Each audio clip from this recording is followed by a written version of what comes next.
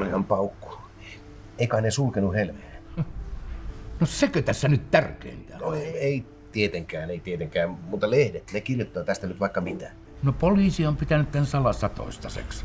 Tutkinnallisista syistä.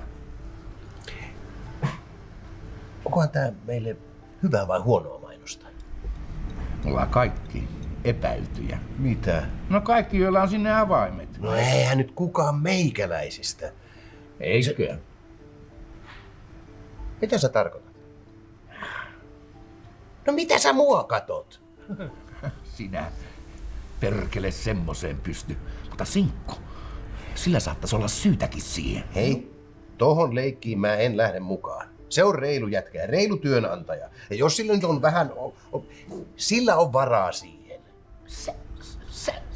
Sä oot oikein jees mies. No.